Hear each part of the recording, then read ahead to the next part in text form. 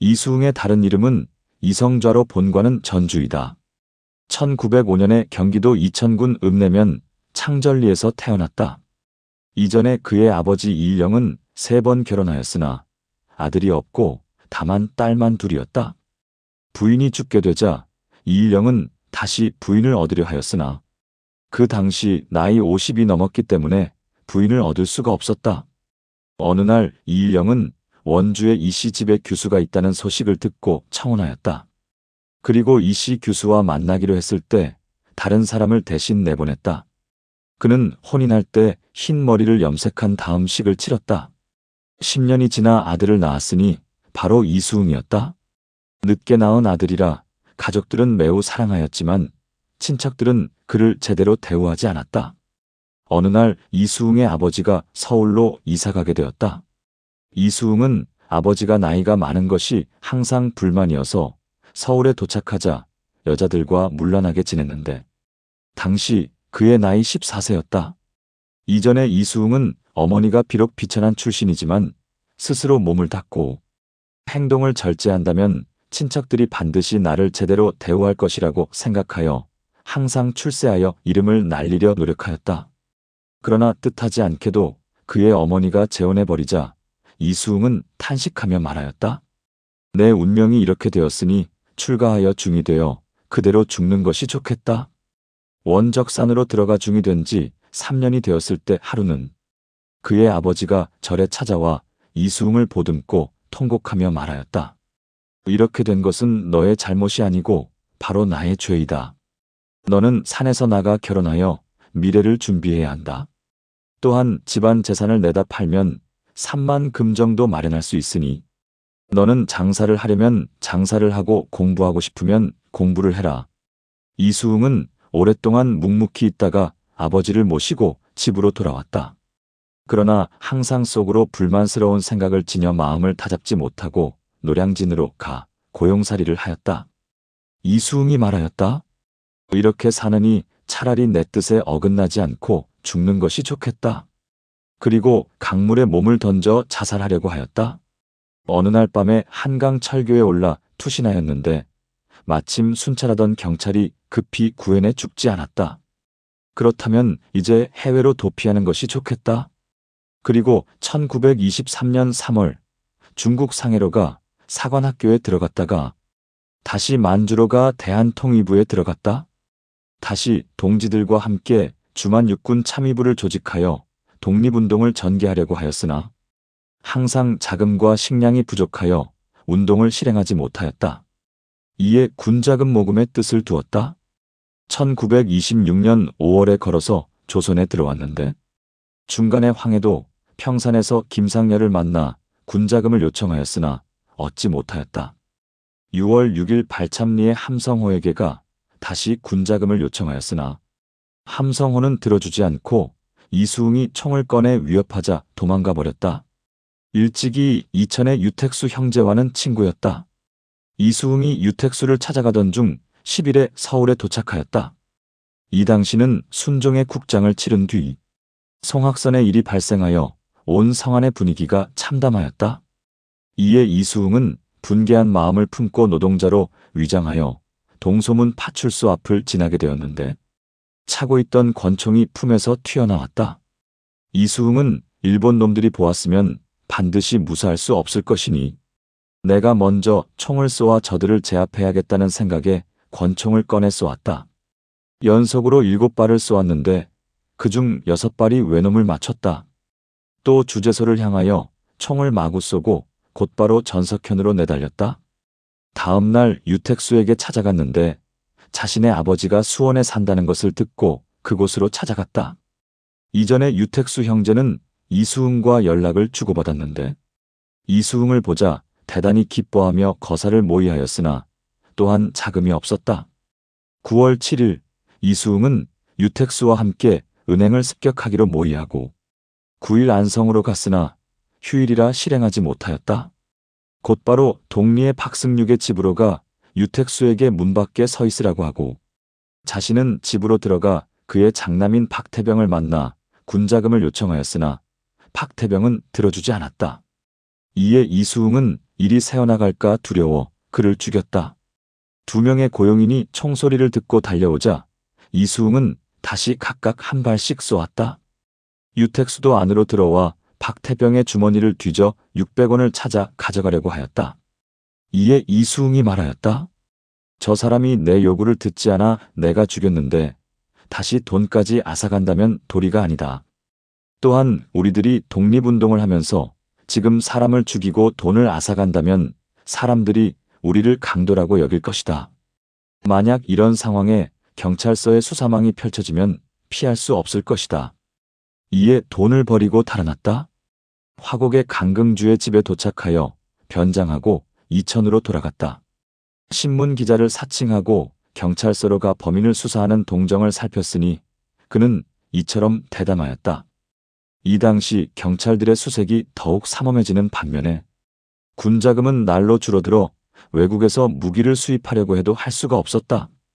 28일 여주의 외살이 이민흥을 찾아갔는데 그가 겨우 6원을 주자 이수웅은 받지 않았다. 10월 21일 이수웅은 홀로 이천의 백사면으로 가 그곳의 식산회사를 습격하려 하였는데 주재소가 그 옆에 있는 것을 보고 말하였다. 먼저 주재소를 습격한 뒤에 이 일을 시작할 수 있다. 드디어 주재소를 습격하자 주임인 모리마츠가 담을 넘어 달아났는데 이수웅이 총을 쏘아도 맞지 않았다. 이때 일본 여자가 총소리를 듣고 문에서 나와 사방을 둘러보니 이수웅이 권총을 들고 있었다. 이에 일본 여자는 깜짝 놀라 집으로 들어가 버렸다. 모리마츠는 달아나 면사무소로 들어갔는데 이수웅이 와서 그를 찾았다. 이때 면석이 송천이가 놀라 달아나자 이수웅이 권총을 발사하였고 송천이는 총에 맞아 그 자리에서 죽었다. 이수웅은 태연하게 면사무소를 나와 원적산을 향하여 출발하였다. 몰래 수원에 이르자 노란색의 양복으로 바꿔 입고 서울로 들어왔다. 이 당시 유택수도 서울에 들어와 있었다. 25일 유택수가 수운동 대성 전당포로 가 권총을 꺼내 위협하자 전당포 주인 전기영이 500원을 내놓았다. 유택수가 문을 나서자마자 전기영이 말하였다. 저 권총이 과연 진짜인가? 가짜라면 자금을 줄 필요가 없다. 유택수가 그 말을 듣고 다시 들어와 돈을 집어던지면서 말하였다. 너는 오직 돈만 아는구나. 이 권총 세례를 받아라. 그리고 권총을 쏘아 죽여버렸다. 이 당시 이수웅은 아버지가 돌아가셨다는 말을 듣고 수원으로 상을 치르러 떠났으니 지난달 4일에 그의 아버지는 세상을 떠났다.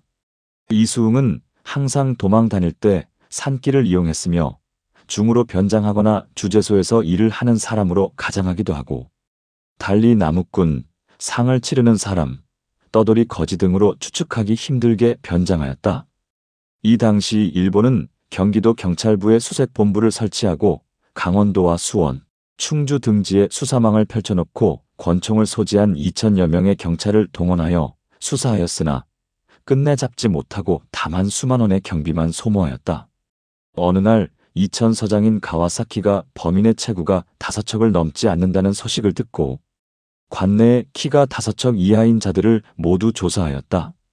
이에 이수웅도 체포되어 의심을 받았다.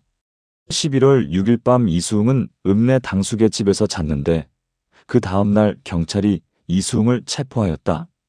도경부의 노무라와 종로경찰서 경부 요시노가 와서 신문하고 유남수의 집을 수색하여 권총 한 자루와 탄약 100여 발을 압수하였다. 또한 그의 매부인 강경주의 집으로 가 탄환 50여 발과 권총 한 자루를 압수하였다. 13일에 서울로 압송하였는데 광진에 이르자 사진 기자들이 모여들었다. 형사들이 당황하여 모자를 벗어 그의 얼굴을 가리자 이수웅은 모자를 벗고 기차의 창밖으로 얼굴을 내밀어 보여주었다. 예심에서 징역 3년을 받았다. 1928년 5월 11일에 공판이 열렸다. 이수웅이 변호사에게 편지를 보냈는데 내용은 다음과 같다. 졸렬한 나는 구차하게 변론하고 싶지 않다. 다시 사는 방법이 있다고 하더라도 단두대 위에서 머리가 잘려 피를 쏟고 맑은 귀신이 되는 것이 낫다. 구차하게 더럽고 혼탁한 세상에 살아남아 치욕스런 삶을 마치는 것은 나의 바람이 아니다. 유택수와 유남수는 죄가 없으니 있는 힘을 다해 변호해 주시면 내가 죽어서도 그 은혜를 갚을 것이다. 심리할 때 이수웅이 말하였다. 내가 조선에 들어온 것은 높은 관리를 암살하고 일본이 지배하는 지금 체제를 바꾸려 한 것이다. 그렇다면 참의부의 명령을 받았는가? 그렇지 않다. 내가 단독으로 하였다. 안중근이 이토 히로부미를 죽인 것을 본받으려 하였다. 높은 관리란 누구인가? 현직에 있는 자들이 전부 이에 해당한다. 앞뒤 사실에 대해 이수웅은 일일이 조금도 꺼려하지 않고 사실대로 대답하였다. 다만 동소문과 평산 등의 일에 대해서는 조금도 인정하지 않았다. 이윽고 유택수에게 질문하였다. 피고는 이수웅과 안성으로가 박태병을 죽였는가? 나는 가긴 했으나 절대로 총을 쏘지는 않았다. 대성 전당포의 전기영은 무슨 까닭으로 죽였는가? 전기영이 나를 잡으려 했기 때문이다. 요구한 자금은 어디에 쓰려고 했는가? 독립운동에 쓰려고 했다. 법정에 나온 유택수는 자신의 아우 유남수를 보고 큰 소리로 통곡하였다. 다시 유남수에게 질문하였다. 피고는 일찍이 총독부에 급사를 지냈는가? 그렇다. 권총은 체포당할 때 집에 숨겨두었는가? 그렇게 한 것은 이수웅이 하려고 하는 것을 멈추기 위해 뺏은 것이지 숨겨둔 것이 아니다.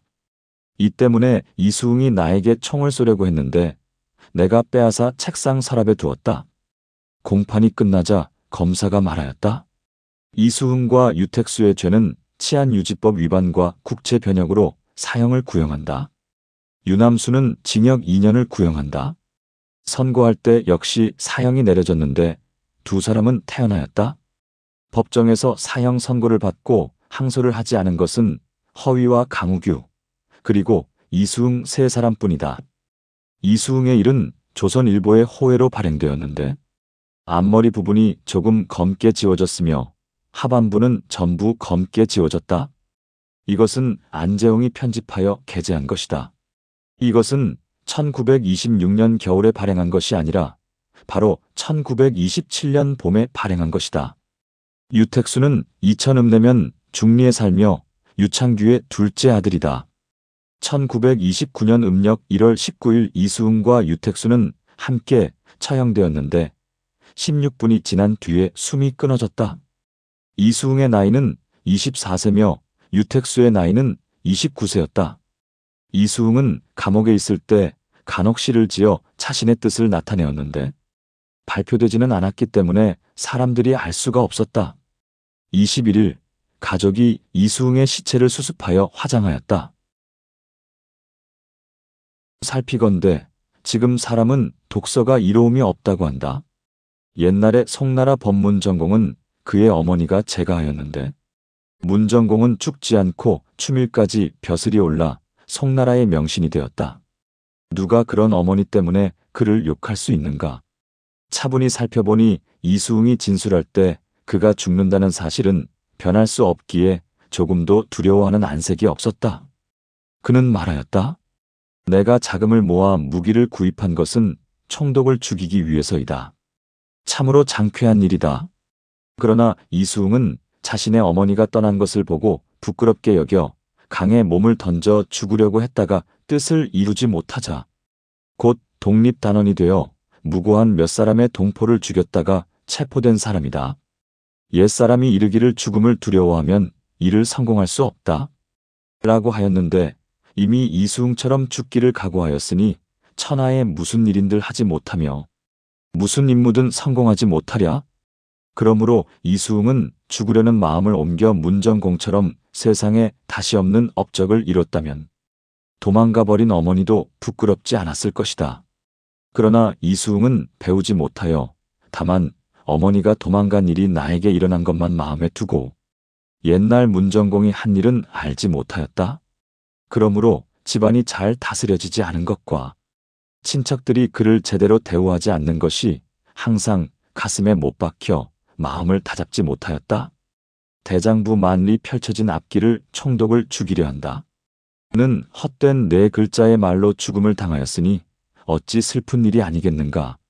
어떤 사람이 말하였다. 문정공은 마땅히 문장이 우대받던 시대에 사업을 하였지만 지금은 어지러운 세상이니 어떻게 사업을 한단 말인가. 나는 이에 대해 다음과 같이 말하였다. 그렇지 않다. 외놈을 죽이고 원수를 갚는 것은 춘추의 대의가 아닌가. 나는 이수웅이 일찍이 왕실의 자손으로 우뚝 서서 독립운동을 한 것을 알고 있다.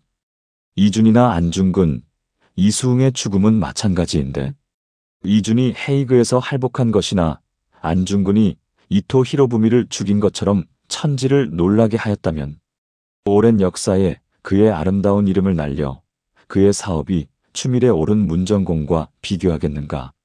오호라, 불행하게도 종묘사직이 이에 이르러 서울 근처 이천 창전리의 이수웅은 마땅히 국가와 더불어 즐겁고 슬픈 일을 함께 나눴는데 한 번도 세상에 그 이름이 알려지지 않았고 국가와는 아무런 관계가 없는 것처럼 세상 사람들이 그를 바라본다. 이수웅에 대해 그의 작은 잘못을 억지로 찾아내어 오르니 그러니 따지면서 훌륭한 일을 인정하지 않으니 도대체 무슨 마음이란 말인가. 그가 비천한 어머니에게서 태어났기 때문인가. 듣건대 창전리의 이씨 가문은 대대로 벼슬을 하여 이천 지역에 지체 있는 집안이었지만 이수웅이 없던 시절에는 온 나라가 이천의 창전리에 이씨 가문이 있는지 알지 못하였다. 그러나 지금은 이수웅으로 인해 비로소 알려지게 되었으니 창전의 이씨 가문의 입장에서 본다면 비천한 출생도 또한 없어서는 안 되는 존재가 된 것이다.